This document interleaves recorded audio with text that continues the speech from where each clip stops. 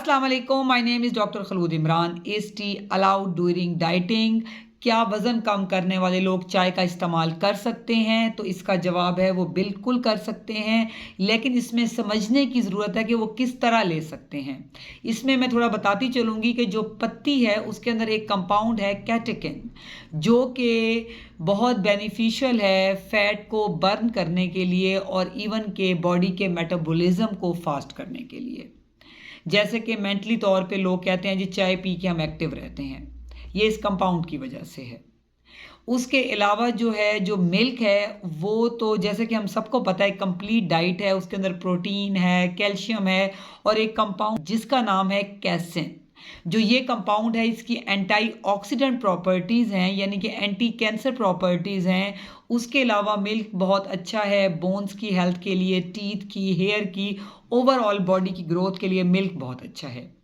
लेकिन जब हम इन दोनों को मिक्स करते हैं तो इसको मिक्स भी इस तरह करना है कि जो ये कैसिन और कैटेकिन कंपाउंड है ये आपस में बहुत देर तक जो है वो आग पे ना पकते रहें, क्योंकि जब ये मिल जाते हैं तो फिर ये हमारी बॉडी में एसिडिटी कॉज करते हैं और इवन के फैट को बर्न नहीं करते और हमारी बॉडी के लिए इसके हार्मफुल इफ़ेक्ट्स हैं।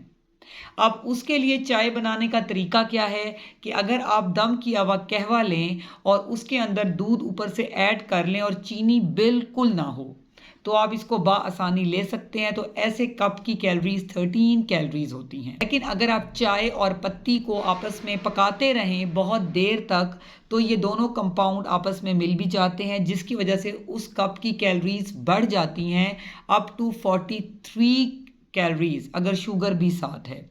अगर शुगर नहीं है तो फिर भी ये 23 कैलोरीज आपको देगा।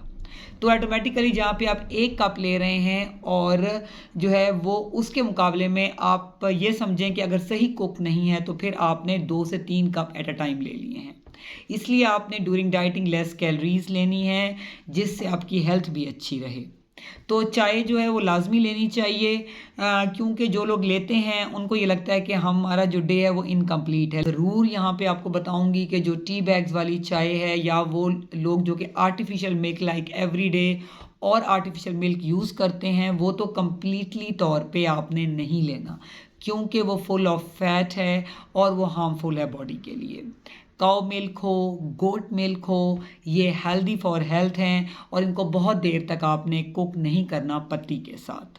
बेहतर है कि आप पत्ती को बनाएं, उसको आप उबाल लें और उसमें दूध ऊपर से ऐड कर लें और उसमें बिल्कुल चीनी ना हो। मैं उम्मीद करती हूँ कि मेरे सेशन से ये क्वेश्चन हमसे बहुत फ्रीक्वेंट होता है, काफ़ी हद तक आपका कॉन्सेप्ट क्लियर हो गया होगा।